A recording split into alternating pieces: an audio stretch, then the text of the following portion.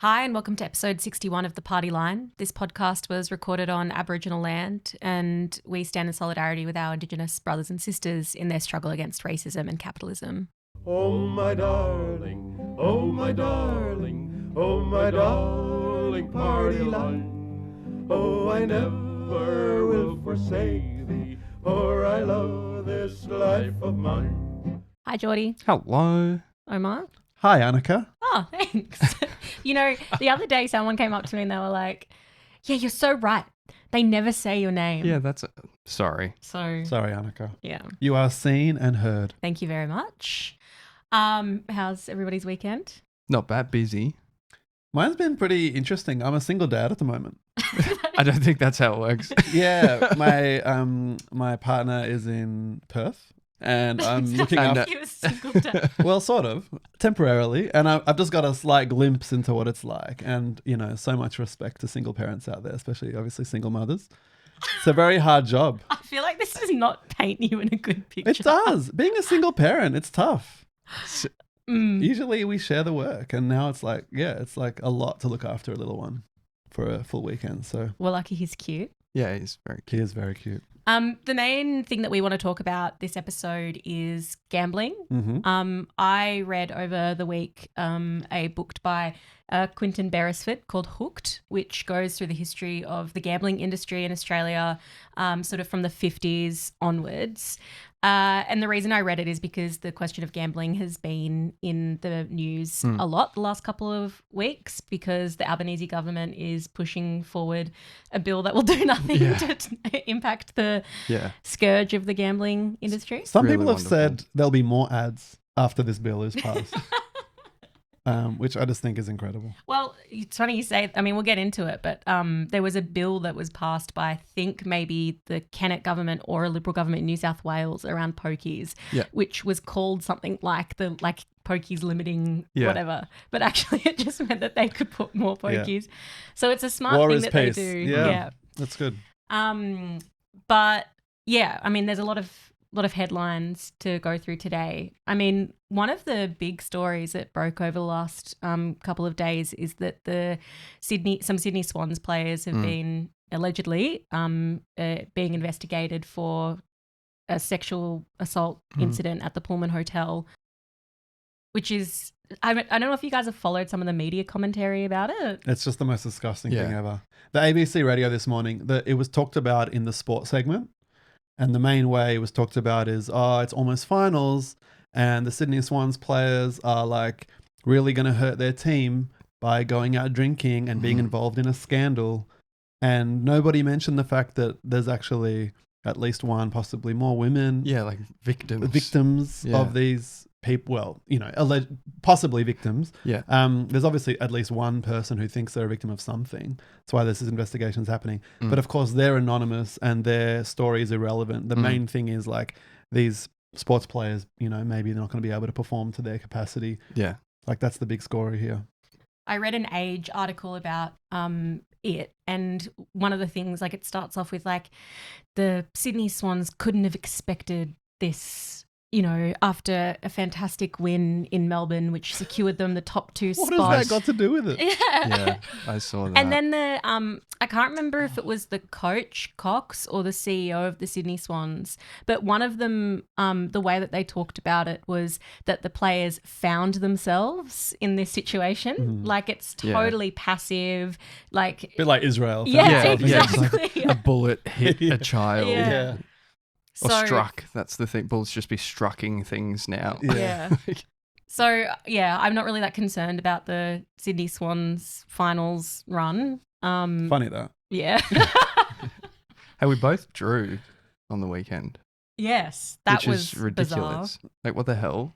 I mean, Collingwood drew the second time with the same player involved in the last kick of the game.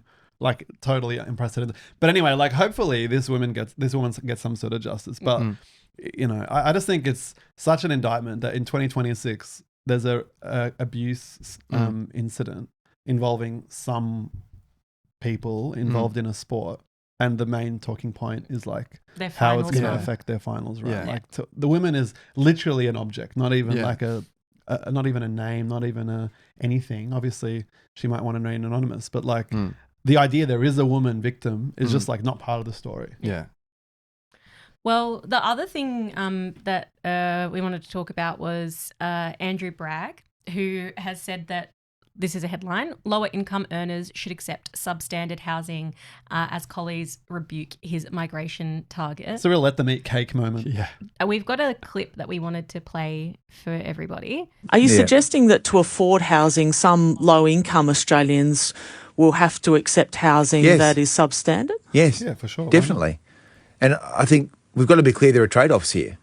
And I've been counselled not to use the term Maslow's hierarchy, but perhaps some people don't know what that means. But I mean, it's more important to have a house than to not have a house. And so given the affordability crisis we have in the housing system. So Andrew Bragg thinks that we need to destroy the minimum standards for housing in order to lower the cost of housing. And if you're poor, you should just accept substandard housing. Yeah. Like these are we don't even have double glazing as a fucking housing standard, like a building standard. Like the idea that housing standards should decline is crazy, because what we have is nothing. It's literally just nothing. You've literally built your career on the fact that we have nothing. Yeah. And then even on the fact that this is what we do have. These are the standards that we do have, and these people can't be fucked to even acknowledge them or whatever. So the idea that we should reduce what little we have is ridiculous. Yeah. Totally. That's crazy. It's kind of inspiring to me. I think maybe we could develop a new Victorian socials policy, inspired off of that. Maybe put politicians in dog kennels. Because that is a roof. Yeah. And, maybe they should just accept Maybe they should substandard just conditions. accept it. So maybe we can do that. The irony of all of this is that if they actually did destroy the minimum standards, it might be cheaper to buy a house initially. I mean, not even proven, but it will be far more expensive to run your house, to pay for heating, to pay for cooling. So not only does he want people to live in shonky houses, but wants people to have to pay more over the course of living there.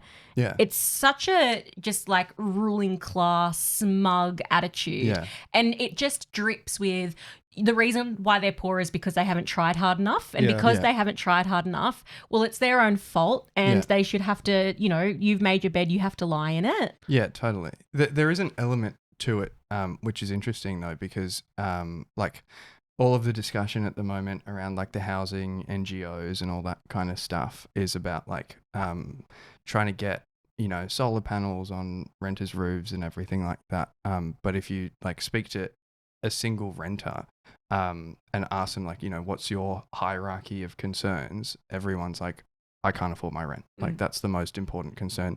I'm less concerned about the fact that there's black mold, about the draft in the house, about all of these literal housing standard stuff than the fact that I can't afford to live in the mold. And then obviously Andrew Bragg has nothing, has no intention to address that. It's just okay, we're just going to make the conditions worse rather than anything else. And it's he's such a spokesperson for the bosses, because the standards already are shocking. Yeah. You can build, I mean, we know, you drive through any suburb and you see houses that have been built or units in the last 10 years already falling apart. Totally. You can see water damage. You can see half the claddings coming off already. I mean, the Mascot Towers, apartments, new apartments are collapsing. Yeah. I mean, this is just the norm. And the size of bedrooms keeps getting smaller and smaller and smaller and all that kind of stuff. So that the standards are terrible and already kind of inadequate. This is just a policy from the bosses. This is just we want to build even lower quality, lower cost housing and sell it to people. And we're being blocked by government regulations. So it's pitched as housing relief, but it's actually just profit relief. It's just giving more profits to developers so they can build more shonky apartments than they already are. Yeah. Yeah. It's interesting though, the smaller bedrooms and stuff, the banks stopped lending, stopped offering loans for people buying all of those apartments in Docklands and stuff, which had the really small, less than 40 square meters footprint, because they were there's just too many of them. They're not profitable. So you got to build nicer things, and it was the bank, like the actual banks that were kind of forcing people great. to invest in better quality homes. That's ridiculous. Well, speaking of the bosses trying to fuck us over, this headline reads, Coles and Woolworths test facial recognition technology. Awesome. What's that about? Well, the way that they're painting it is like, oh, there's just been an increase in like attacks on retail staff. Oh. Yeah. So we really need really to hate that. protect their staff. Yeah. And it's just like, sorry, this is not why you're introducing Yeah. facial recognition technology. It's because you want to spy on people who are shoplifting because they can't afford their groceries. And in the article, it goes on to talk about how Bunnings has won. Yeah. They've won the right to, Oh. because initially it was illegal what That's they were right. doing. They hadn't informed people they were using the facial technology, but they've won the right to do it Really? now. And like Bunnings isn't talking about all of these assaults on this. It's like Yeah. people going in and like walking Totally. out with a saw or whatever. Yeah. So yeah, it's like Lawnmower. the way the Coles and Woolworths talk about it is like this isn't it wasn't a trial, it was a feasibility test. So just is want to make it lovely. really clear here. But yeah, it's like these companies like you know, whoever they use, like probably something like Palantir Yeah. or whatever, they are just they're pouring money into stopping people from shoplifting instead of, oh, I don't know, what about lowering the cost of Yeah. groceries Yeah. so that people can afford to meet their needs? Exactly. Yeah. It's not just like, the shoplifting stuff. It's the like Val Morgan Outdoors, which is like one of the big billboard companies. They started this years and years ago, like before COVID. And they put up billboards with cameras in them. Like anytime you see the letters VMO, there's a camera in that billboard, or like advertisement in a shopping center, and it checks like your age, like your demeanor. Who? The person looking at it. Yeah, like Wow. if you glance at one of these things, and this is now in Coles and Woolies and all over the place. What, so like, is this product getting the attention it Yeah, like, what's your response to this thing? Like if you're buying I'm gonna nappies, start scowling Yeah. at things in the groceries like Literally. oh. but like that's what they're doing. They're also doing like they're useless fucking, and it's all going to massive data. The amount of companies data and they everything. collect. Did you guys know that every smart TV captures a screenshot of what's on the TV at regular intervals and sends it to the companies Yeah. and to the rating agencies? Every single smart TV does it, unless you turn it off manually. Constantly just scanning what are the people watching now? And that's partly how they do their television ratings at Oh the my moment. god. It's data collection. Incredible. You can opt out, but it's like hidden in a setting.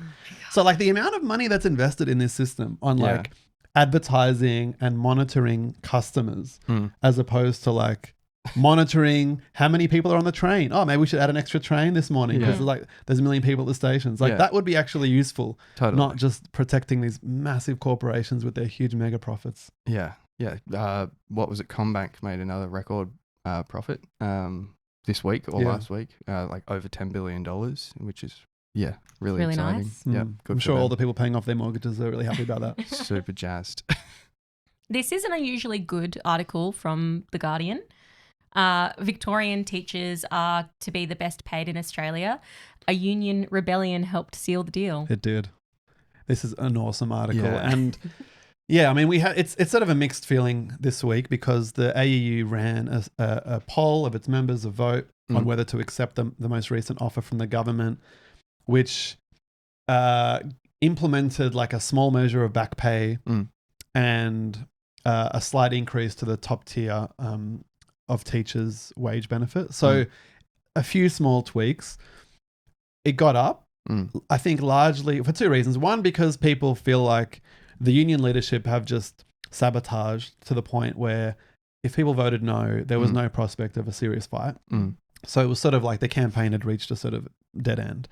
But at the same time, it's also the case that we have won a bunch of small victories, and I think people feel like we're just going to have to fight again next time for something better. And in particular, the union leadership are like a big barrier to a more serious fight. And I think a lot of people, including many who voted yes, are planning on, voting out the current crew who are just absolutely decrepit Labor Party loving hacks, basically, who did nothing for 4 months between the major strikes when the government was clearly under pressure to deliver. Yeah, like that. Yeah, there was an opportunity to win even like heaps more. I just remember like when we launched the Socialist Workers Caucus, we heard a lot of people talking about what like one or two socialists can achieve in their workplaces. Like Jerem talked about the Mint My Desk workers in Queensland and like, you know, the strikes and all of that kind of stuff with just a few people. And then I remember Liz getting up like with this glint in her eye and she's like, we've just heard like what one or two socialists can achieve in their workplace. Imagine, like I know I've just found out that there are 50 teachers in this room. Imagine what we could do. And then like, you know, That is cool. less than a year later, like tens of thousands of like AU members on strike, like multiple times. It was fucking awesome. And the article is so good because it basically just extensively quotes Liz Walsh. Yeah. And one of the quotes I wanted to read, the reality is that a socialist-led campaign group actually connected with the majority sentiment in our union. It wasn't just a fringe minority that were prepared to vote no, but we had the majority of our union. But I think part of that is that it actually took the campaign that was spearheaded by socialists in schools to like give voice to that majority sentiment who wanted to keep on fighting, because in the last industrial bargaining period, there were a lot of people who were really angry about the deal that the union had forced through, but they couldn't do much about it. I think was the number about 40% of people voted no. Yeah. Because the deal was just that crap. 8% over 4 years. Is 8%. Absolutely terrible.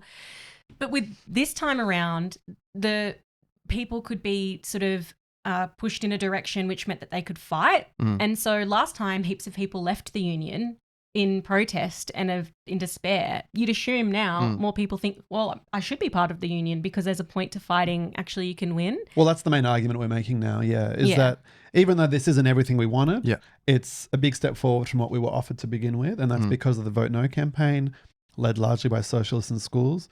And now we need to keep fighting to build the left-wing pole in the union that can organise, challenge the existing leadership, have a larger voice, and hopefully next time round we can launch a more serious campaign that can go even further.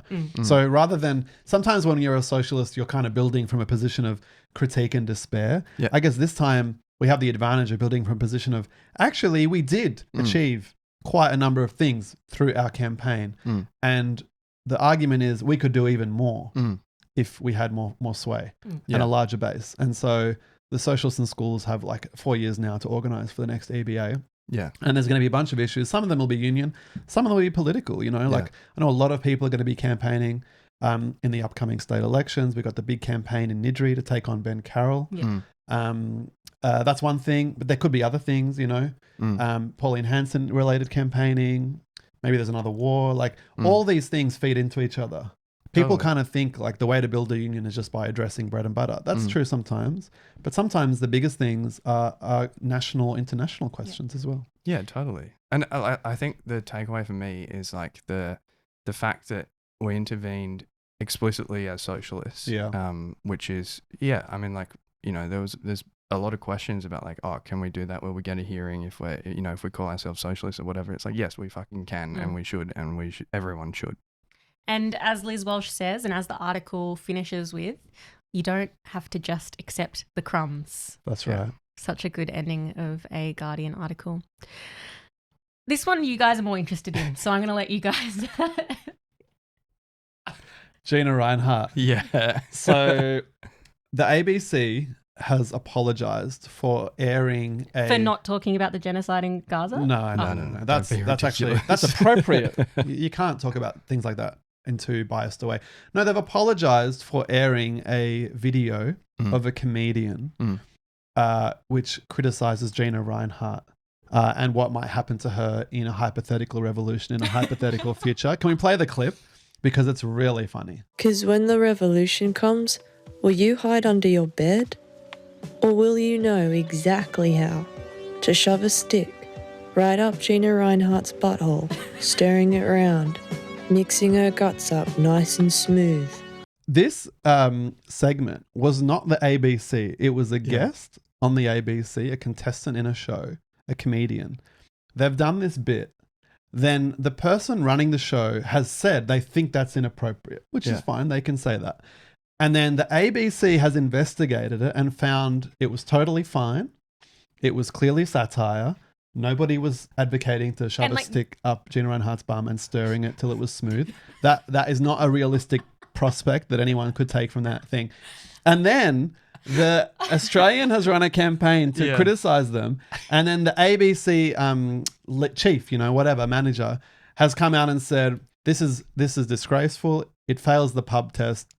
And what pubs are they going to? yeah, like really rich Turak pubs probably. Yeah. And then that he said, the fact that it wasn't against our rules indicates that our rules are broken. Yeah. Whoa. And so they're going to rewrite all their rules about comedy to exclude any references to violence. Are you joking? It's like, No, you're never going to be able to make But a that's violence the joke. basis of like all good satire is like threatening the ruling class. Yeah.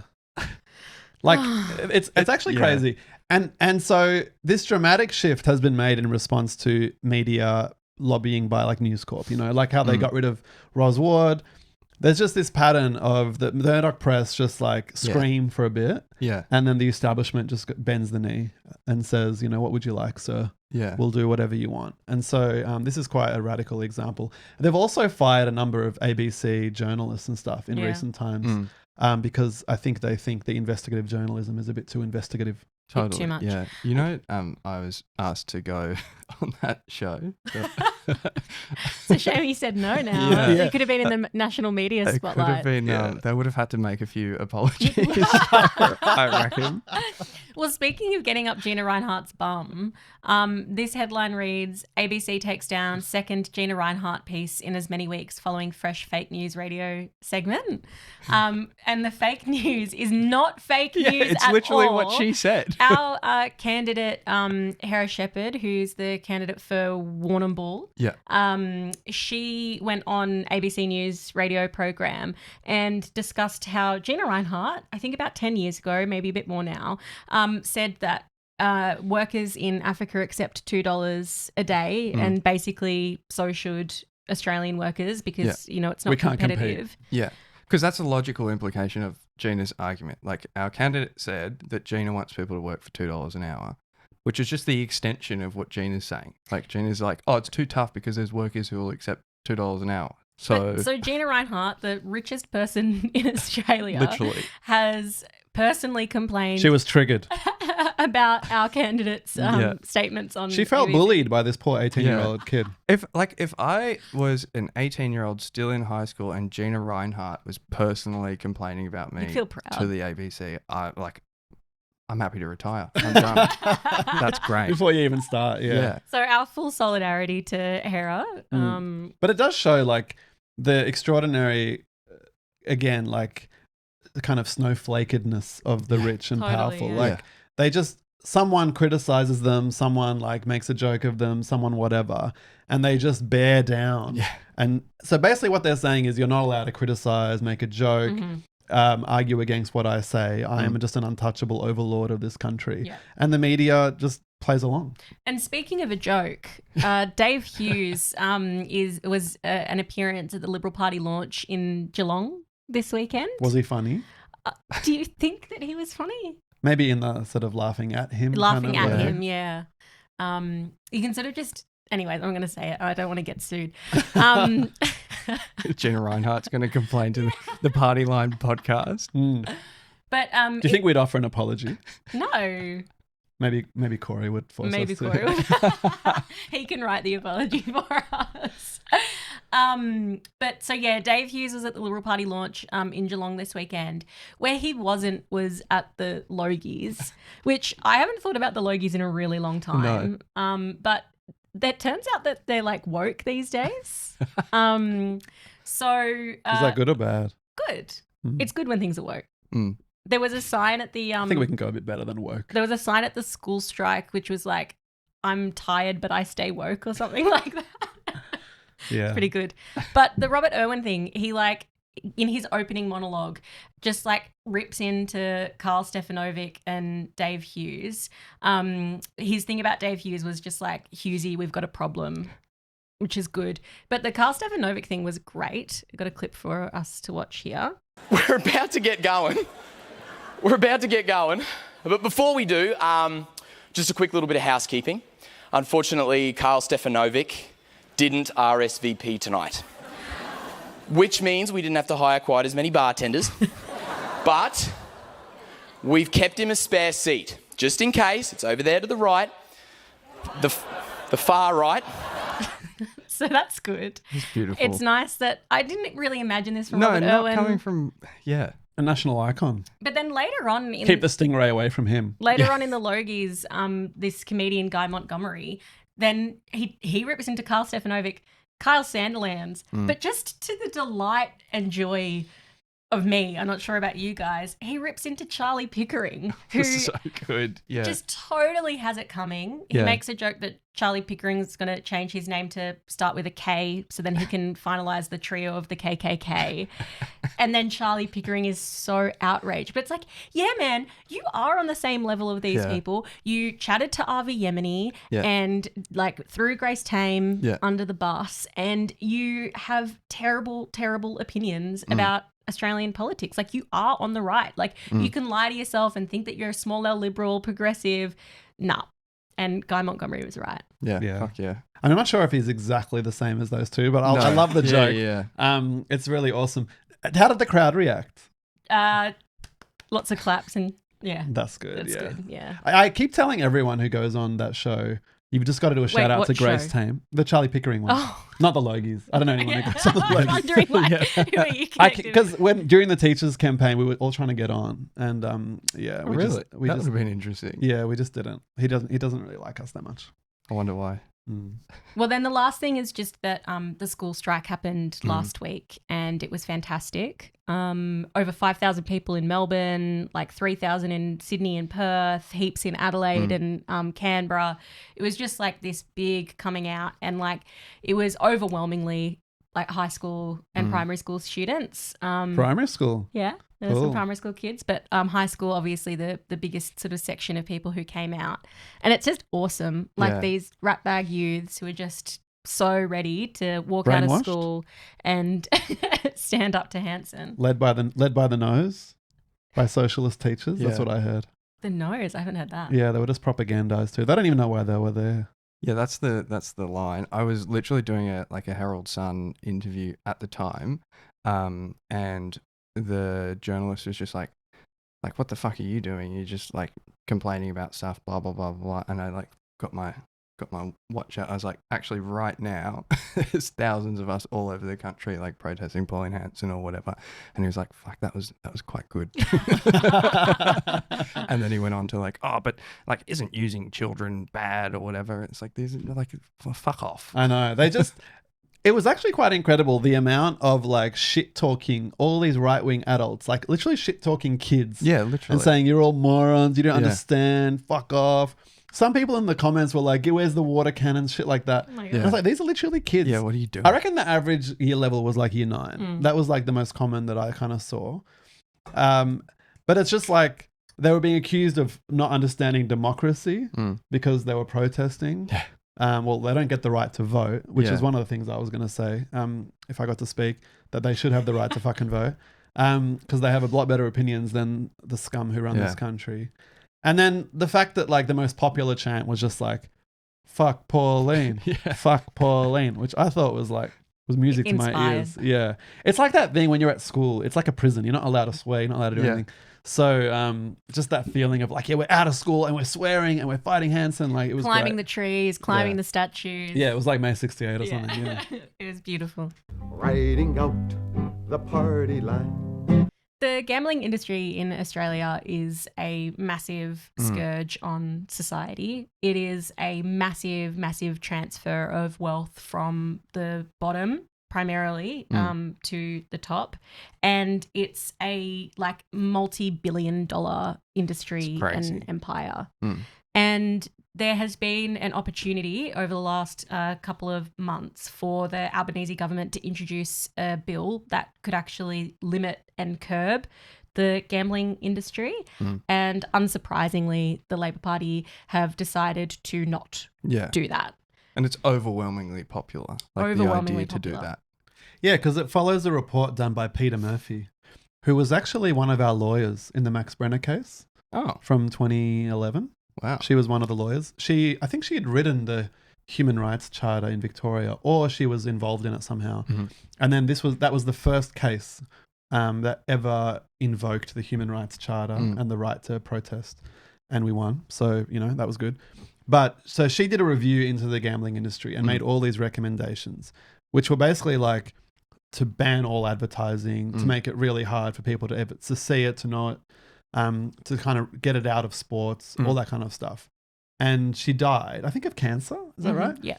And so a lot was made about that by the Labor Party. They trumpeted her as like a hero, a working class fighter and whatever.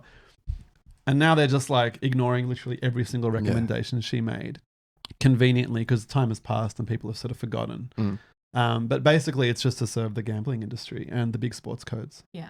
And I mean, Peter Murphy was like best mates with Albanese. And so people were like making a big thing of, you know, he was going to extend her legacy. Yeah. And the thing that he's done is actually just fucking trash it. So I thought it'd be useful to start a bit with just like, what does, in numbers, the gambling industry look like today? So in 2014, Australia's annual gambling losses were $21 billion. And losses, that's just losses. So, you know, there's more stuff that adds into the profits of this industry, but the losses were $21 billion. That's in 2014. Today, it is now $31.5 billion in losses. That's how much money people are losing when they gamble every year. Yeah. And then if you think about it on like a sort of per capita basis, so a decade ago, annual gambling expenditure was about $1,200 per adult. Today, that's jumped to about $1,500. And in New South Wales, it is a staggering $2,000 per person. And so obviously not every person in the country gambles. So if you think about that, like the people who are like problem gamblers, how much wealth they are losing, it's just like astronomical numbers. Yeah, I really feel like it's one of those things where if you're not connected to it, you sort of have no idea that it's like what it is and how much it impacts people. But if you're like around sports in particular, it's just ever present. And then, you know, in the outer suburbs where pokies places are like the only places to hang out. Does that count as gambling or is that treated separately? No, this is the pokies, the casino, the sports betting. So like, you know, it's just where people go who are lonely. Yeah. They just go and hang out and they're addicted and they're just depressed and you see them. It's pensioners just putting in their pension checks week to week. So it's fucking like, that really understates it, I agree. Because like some people are putting in like half their income. And then the vast majority are putting like nothing. Yeah. And so the thing about gambling being this ever-present thing, that's backed up by the numbers as well. So in 2011, there was $90 million spent on gambling advertising. This has jumped to $300 million in 2022, just the advertising for this industry. Like, so the ads that you see on your phones, the billboards, the TV ads, etc., $300 million in 2022. So this is a big industry. It's a corrosive industry because, you know, when people gamble, it is an addictive sort of thing. And as we'll get into in a bit, it's also an industry that doesn't just impact the person that's doing the gambling, but their entire family and social network when it becomes a big problem. So gambling so I just want to preface this with like a lot of the research or like stuff that we're going to say in this segment comes from my reading of the book Hooked by Hold Your Head, Quentin Beresford. So we can think about this as a bit of my review of the book Hooked. I'm not sure if the author would necessarily agree with all of the arguments that I'll make about it, so I'm not going to put words into his mouth. So everything true is their work and everything radical is you. All right, we'll see how that goes. But yeah, so like gambling really big, like hit big sort of in the post-war period. And from the get-go, it was really, really tied to like as a big industry tied to sports. In New South Wales, where sort of the pokie machines first became like this big part of working class life, a big part of, you know, the local community and stuff like that, was centered around the football league clubs. And part of the reason why they could become so big was because they were like non-for-profits. They didn't distribute their income, like their profits, to shareholders. They would just reimburse it into the clubs. And so once you had pokie machines, you just got more pokie machines and made your clubs bigger and bigger and bigger. Yeah. And part of the argument for why it was okay was because there was also pools and, you know, golf clubs and bistros, and it was a gathering place for the local community. And so very, very quickly, these clubs built up networks, like membership numbers of tens of thousands of people, and became hubs of the local area. Yeah, see, that's interesting you say that. When I was in Sydney, they had just finished building, I think, the West Tigers or something hub near where I lived in Lakemba, and it was like a shopping mall, and it was owned by a football club, like a rugby club. And I was like, you know, how do they have that money? And what you just said makes perfect sense. So yeah, you're right. This is like a mall. It would have cost hundreds of millions of dollars to build, and just lots of pokies machines, all this kind of stuff. And the thing I just discovered the other day is that AFL and rugby still pay no tax. Like they don't pay any taxes. The AFL makes $5 billion on like its TV rights. The rugby league's the same. No tax. So the government, taxpayers are subsidizing these massive corporations who are then also making money off pokies and gambling in this way. Like, it's actually disgusting. Yeah, it's crazy. And it's interesting to see, like, particularly in New South Wales, how the legacy from that continues, because there's like a lot of like in the city particularly, you can't get a late night license now unless you have like a certain number of pokies.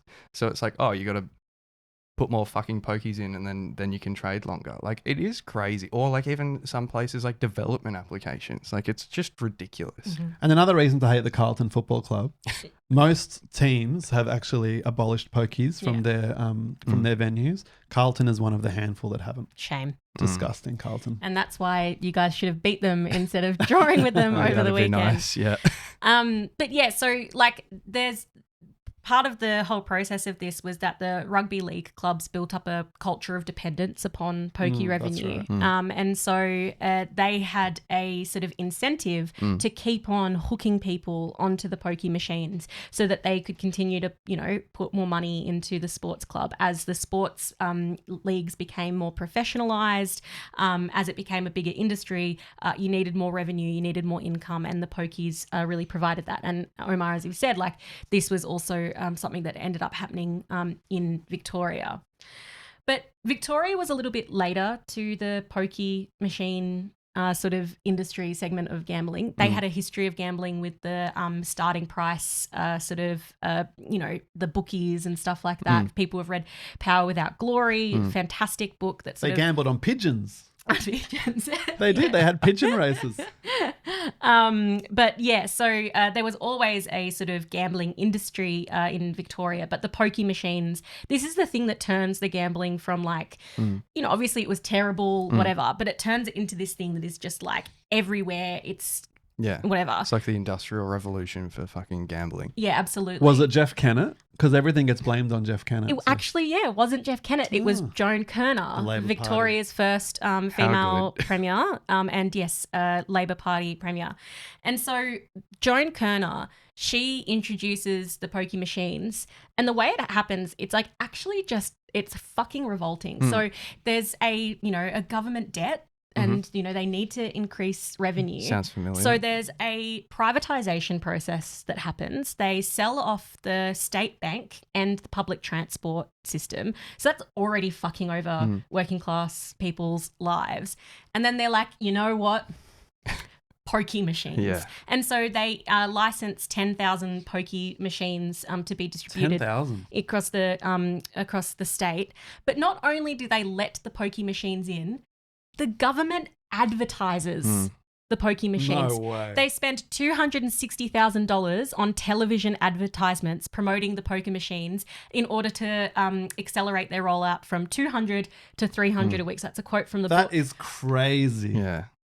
the government promotes the fucking poker machines. My God. So then Jeff Kennett does come in, Yep. and he's like, bet. Mm. And Great, yeah. massively expands the gambling industry in the state, increases the number of pokie machines. But one of the things that Joan Kerner had earmarked was like, she obviously, there was some two wolves, whatever, guilt, whatever. So there were the site on South Bank along the river was supposed to be the site for the Melbourne Museum. Okay. This cultural spot, like there's the ports and the, legacy of the Indigenous people, whatever. Mm. Jeff Kennett's like, you know what we should do there instead? Crown Casino, baby. Oh my God. And then so this, horrific, monstrous, behemoth Crown Casino that we all hate today. No one loves. is on that site. That is actually a really shocking story. Yeah. I'm Question. still shocked by that. So they privatised the state bank and the public transport system. Were the pokies like state owned? Like what was the go there? No, they just gave licenses to but the thing was that the government collects like tax revenue from the pokie machines. I think I can't remember what the rate is. Yeah. But so basically they're privatizing goods and they're introducing like new costs on working class people via gambling. Yeah. Because like rich people don't use the pokies. The pokies is basically just like a poor person's thing, like the Keno or something. You just go and you cross your fingers. And actually, there is an element of rich people using the Really? pokies. It's the gangs and the criminals and the drug dealers that's how who you launder use money. the pokie machines to launder the money. Okay. Yeah. But not in the same way. Yeah. But that's still like if this is all apparently about your budget or whatever, like why? And you're spending fucking $260,000 on advertising them. Like why don't you just fucking own them at the very least? It's the neoliberal era. You can't own anything. So then the Crown Casino. This is so bad. I can't believe it. I feel like I'm genuinely shocked. Like they're literally paying to addict people to pokies. Yeah. So that they can get like 15% of the losses. Yeah. Like fuck's sake. So then the Crown Casino has like a really what's the word, like deleterious, how do you say that word? Yeah, that's right. Deleterious Good word. effect on I'm looking at the teacher. I'm a foreigner here. I say everything wrong. Has a really terrible impact on people in Victoria. So in 1992, so this is I think just prior to the casino coming in, Victorians spent $1 on gambling out of every $75 that they earned. 5 years later, it becomes $1 on gambling for every $30 that So they more earn. than double. Yeah. That's crazy. And so it means that in the space of 2 decades, between 1992 and 2022, Victorians lost $65.4 billion on poker machines alone. So that's not sports betting. That's just the pokies, $65.4 billion. And so if you think about that in today's money, it's about $71 billion in 20 years. It's just massive. I think that's 30 years, but the point stands. Yeah, Oh, like 30 it's years. just I've shocking. never been good at maths. No, that's fine. It's like it's actually an extraordinary amount of money, and really, it's just a poor people's tax. That's the best way to understand gambling. It's a poor people's tax, and it was overseen by Labor and then worsened by Kennett. And then the thing is, Kennett's been out for so long. Like they could have just shut Crown down, nationalized the property, done something else with it. Of course not. And even like they almost did for a sec after all of the corruption and stuff. the corruption and the money laundering and the crime and whatever. But like they do the opposite. They do the exact opposite of that. Like particularly, I don't know if we're going to talk about this later, but the New South Wales Crown Casino. Like Please The go Star into it. Casino, is it? Whatever the fuck, whatever. Yeah. Like they literally shut down the city, the entire city, so that Crown could build a casino. So you couldn't drink after a certain time in Sydney. In the city, you had to go to the outer suburbs and whatever. And then as soon as the casino was done, they were like, okay, you can drink in the city again. Well, they made an exclusion to like, it's like a zone. You couldn't, the lockout laws are like, it's a circle. And then there's this big indent in the circle for the existing casino while we build this other one. The other one's done now. Okay, you can drink in the city again. Like, it's just fucking insane, like the lengths that they will go to for these. Ugh. And I'm fairly sure that Crown in Victoria pays like $1 in rent a year Yeah. or something like What? that. Really? I don't Like know. for the land it's like Is it public land still? I guess so. And so, but the lease that they have for the land is like this pitiful amount of money. And then across Australia, these casinos become just like the places where crime and corruption happens. So there's huge amounts of money laundering. You get these high rollers from overseas that include like the triad gangs from China. It was a place where they could do like gang business because there were so many CCTV cameras. You could have like a meet with your rival gang guy and know that you weren't going to get shot dead because it would just all be That's good, captured on camera. I often worry about that. Yeah, I know. And then also just like these spaces where like human trafficking and sexual exploitation happens because the government introduced these like visas basically, which meant that you didn't have to go through Melbourne or airport, like one of the airports. I can't remember if it's Melbourne or Sydney. These high rollers would just get off the planes with their bags and with their people and just get a limo straight to the casino. No. Yeah. So it's just like these carve outs where it's like the rest of us, you know, whatever. But if you've got enough money to go gamble at the casino, you can be happy to go ahead and do it. And it was literally people's jobs, like Crown employed people, like the VIP people, to like go organise their ferry from their private jet to the casino, handle their bags of money, bring them drugs, like all that kind of stuff. So then if you think about the impact like this is having on people, like primarily the working class, and I think you're right, Omar, the best way to understand this is just like it's a tax on poor people. But there's been some more recent research into sort of what it actually means and what it looks like. And so they say that someone with a gambling problem has direct negative impacts on at minimum 6 other people because of the way that it leads to financial abuse, people not being able to afford groceries. It's directly linked to higher rates of domestic violence, etc. And so those who are impacted have a decrease in quality of life between 10 and 28%. So pretty significant decrease on your quality of life. And then it's very easy to develop a gambling problem because, as we sort of said at the beginning, the stats kind of hide the reality because it's just a general statistic. But then if you look into what is it like for people who actually gamble? So 1/3 of people who play pokies once a week will develop a gambling problem. 1/3. Like that is a very high amount. Yeah, because they've fine-tuned the science of like how to addict people. Yeah, it's like social media, Yeah, it's like we know exactly how to do this. We know exactly what we're doing. So like, and we've had years and years and decades of like developing this. Like, if you like are in any way, dabble in gambling, it's like you're probably going to get fucking addicted. Yeah, I mean, the social media companies got it from gambling, right? The dings and the like bright, shiny things. Yeah, that's what like, they employed. You know, it's just like the same psychological tricks.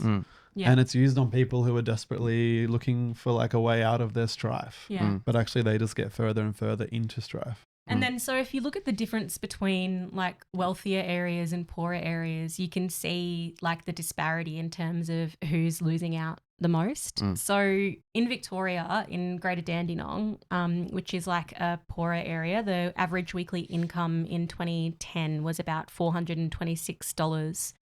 So a week, $426 a week.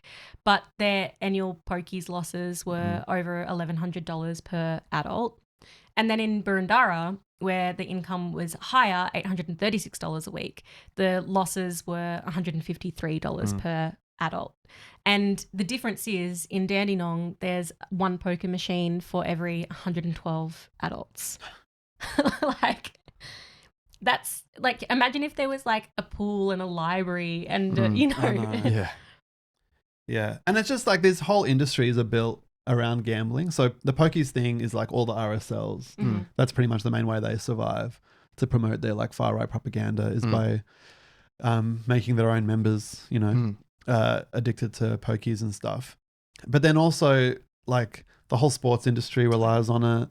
It's just like these big corporations and these big institutions are literally just parasiting off the poorest people. And that's what's so disgusting, that Labor Party is like so in bed with it. And with this legislation just enabling it. Yeah. Because it's actually the people they're supposed to represent, the Labor Party, are the main victims of it. Yeah. Yeah. And so I have a quote from the book which I think really sums up that point. Beresford says, Labor has had a long connection with the gambling industry. Let's not forget it was a Labor government that set up the clubs industry in the mid-50s, a Labor government that introduced Australia's first legal casino in Tasmania, and a Labor government that paved the way for the proliferation of poker machines into hotels. So at every point where the gambling industry has been taking its sort of next step, Labor has been there to help them do that. Now, I don't want to minimize the role of the Liberal Party as well. They've been very involved too. But I think some of those big steps Labor have helped them take. Yeah, totally. And it's the same with any attacks on unions. It's Labor that kind of led the way, and then the Liberals obviously extended it and whatever. But on the Tasmania point, I want to talk about the federal group in Tasmania, which is they own every single poker machine, everything. They 70 cents for every single dollar lost to gambling in Tasmania goes to one family who lives in Sydney. And it's insane. It's absolutely insane. They have they've got their casino or whatever. But if you consider, sports betting, all that kind of stuff, it's just one family that gets so much money from Tasmanians who have a far lower wage on average than the mainland, and it's kind of disgusting. And it's not even Crown, who's really easy to hate, but it's a family that lives in Sydney and spends that money on their little horses that they have. Yeah, totally.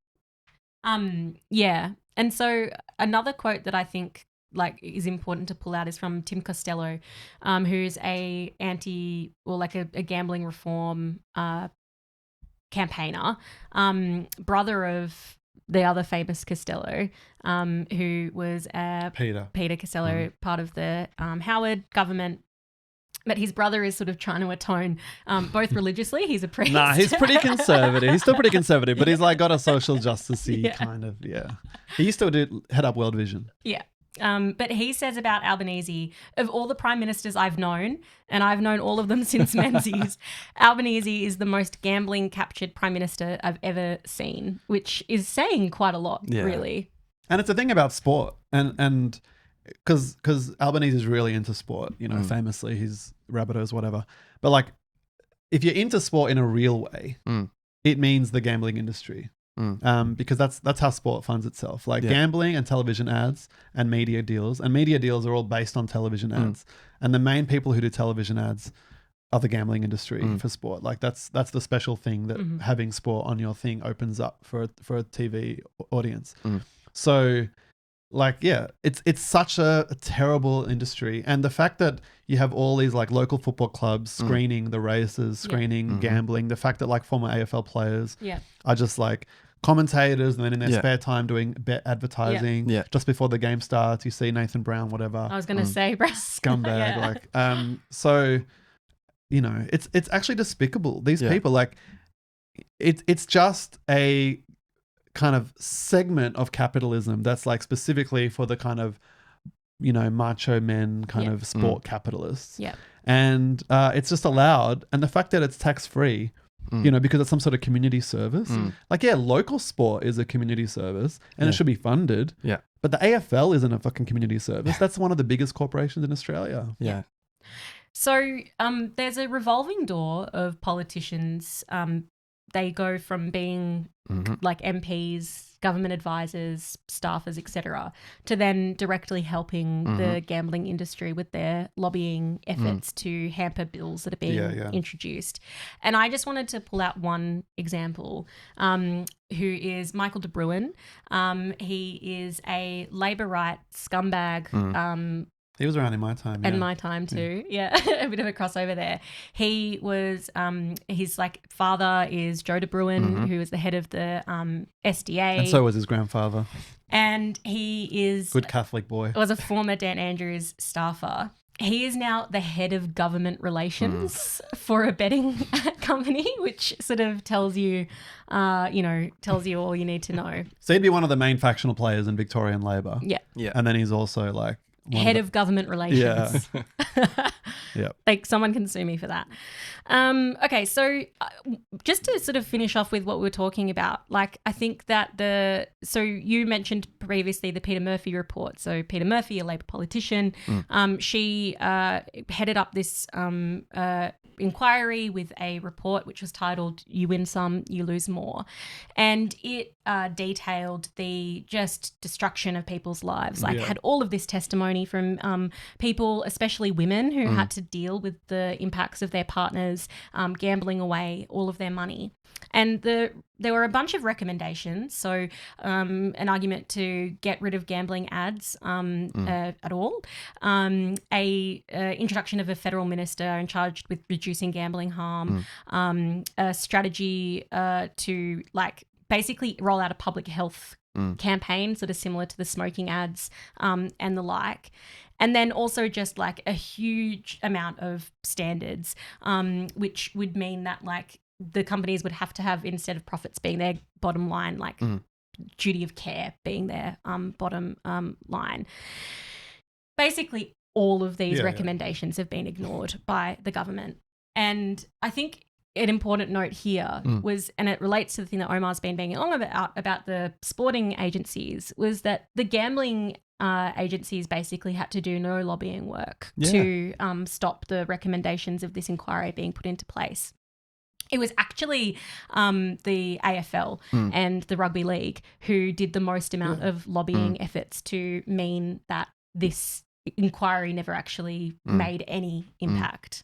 Yeah, that's right, because their TV deals are all based on advertising revenue, and like gambling is just such a big part of that. And also at a local level, they're just so implicated. So it's a whole ecosystem. Yeah. And then also really connected to the broadcasters. So the broadcasters were another major element of it. So that's the other thing, they get $150 million from gambling advertising revenue each year. And so with the newspapers as well. Like the whole, because they're all really owned by like the same 2 or 3 companies, all these things. And so they all have an incentive to just brush over it. Yeah. And it's really not the scandal. Like the fact that it's being talked about is largely because of community outcry.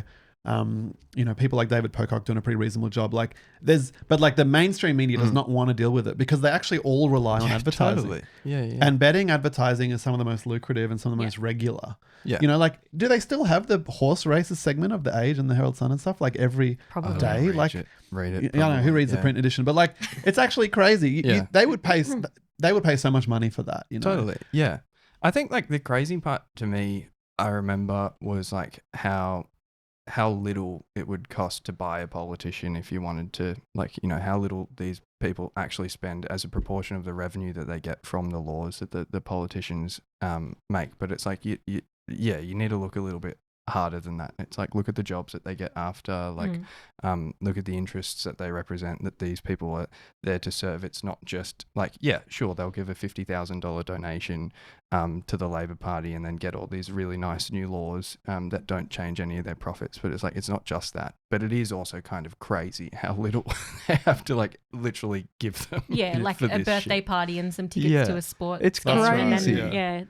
And then, I mean, the other thing is that like these gambling agencies have really just quite unlimited access to Parliament House. There's like these orange lanyards that you can get, which basically give you the right to just roam through Parliament House, knocking on politicians' doors like to talk to them. Yeah. And so the peak gambling body, Responsible Wagering Australia, has 100 lobbyists. Sportsbet has 100. 70. Star Entertainment has 60, and Tabcorp has over 50. So there's like literally hundreds of gambling lobbyists just going around. Job. Like that's chatting to people. Yeah. And I think, the point that Geordie made before is that they refused to introduce this legislation that would work despite it being overwhelmingly popular. Yeah, some polls have over 60% of the population supporting a blanket ban on which in this day ads. And age is like an enormous majority because, people are supporting parties at like 20% now. Yeah. So like this is something that like a vast majority can actually agree on. Yeah. And this you would think disproportionately Labor voters or potential voters as opposed to the super wealthy. So again, it's really clear. It's not a like submitting to the backwards electorate issue, which is No. often used to justify Labor Party polling policy. It's just submitting to capital. It's just submitting to the media empires, the sporting empires, and the gambling empires. That's what they're doing here. It's like actually disgusting. And actually this morning, did you guys see the Liberals are going to back it? Yeah. There's going to be a few small tweaks, Yeah. which don't address the fundamental flaws, naturally. which I think we should talk about. Like the biggest one being the opt-in nature of it all, like the filtering. Yeah. Yeah. So what reformers are calling for is a system where you only get exposed to advertisements if you opt in to the system. The government is instead introducing an opt-out system, which has been criticised roundly because it's very, very difficult to figure out how the fuck you opt out of the system. You could do it for the SBS on the World Cup. And they said 99.3% of people didn't, or something like, don't quote me on the statistic, but it was over 99% of people didn't. Over 99%. Yeah, didn't opt out. Yeah. So like because people just default, you just turn it on. You're not going to like fiddle around with the login because you have to log in and then all this shit. So it doesn't work. And that's what it's designed to do. It's designed to make sure that everyone sees that. Yeah. And then so they're going to mean that like you can press a button to mean that you don't get like texted or called by the betting like agencies, but you know, as if that is addressing the thing about the pokies, anything like that. They're going to have a restriction on inducements, but exactly what those inducements like that they're actually talking about hasn't been fully fleshed out. They could just be talking about the inducements for the sort of high rollers and big spenders.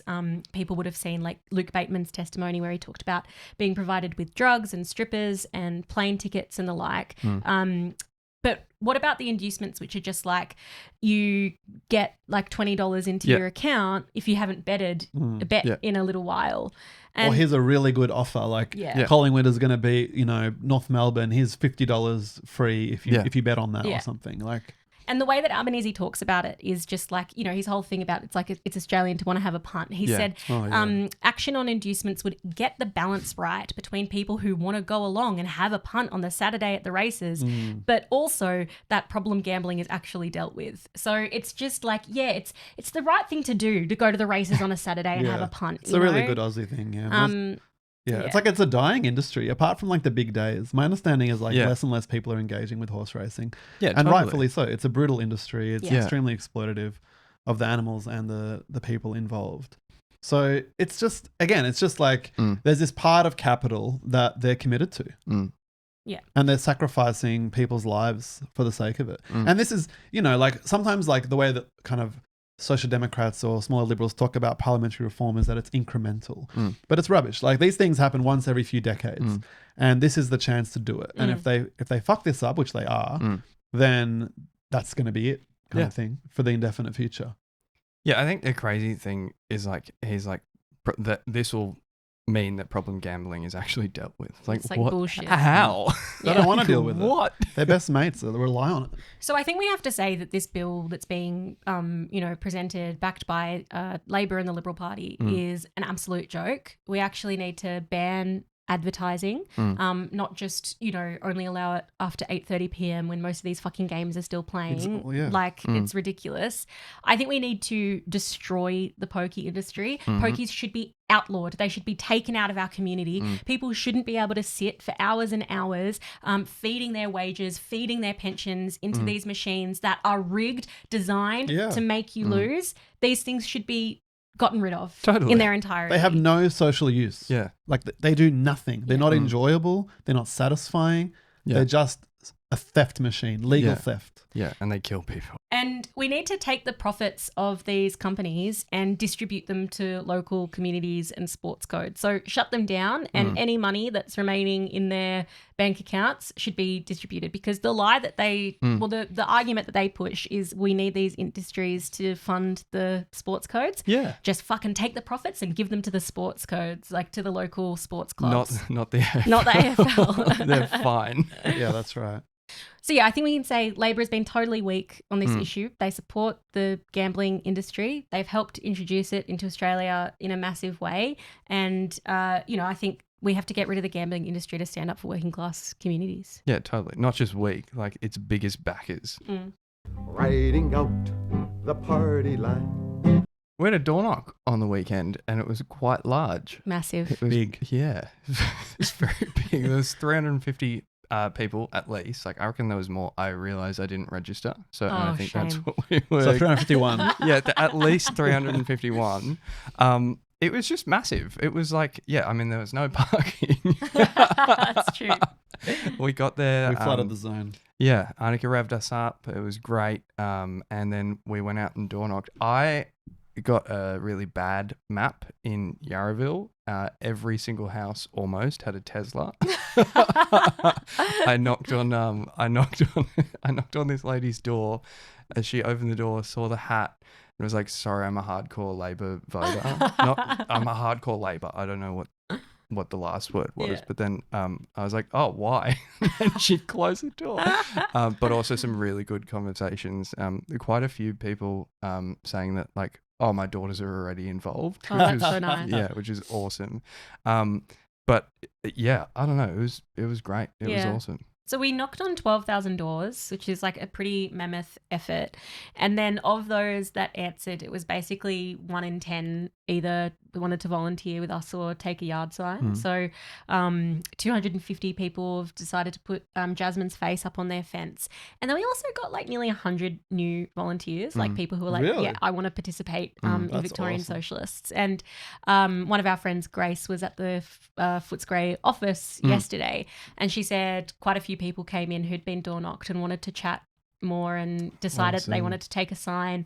Jasmine has been getting a stream of text messages from people that's being so like, good. oh, I wasn't home when you guys knocked, but I want a sign. Can you come put one up? So I think like, yeah, Footscray is going to be Hell yeah. a wonderful place to be on November 28th.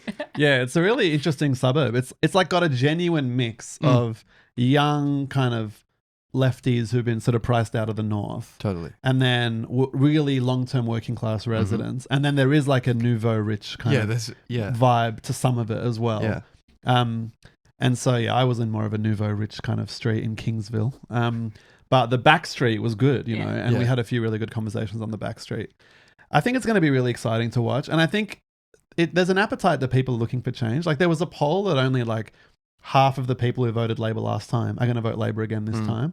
And some of that's to the right, and that's obviously not good, Liberal in One Nation. But I think there is also just people looking for alternatives. And especially in areas with kind of more left traditions, I think it's going to be really interesting to see whether we can kind of convince enough people that a socialist alternative is both necessary and possible. Yeah.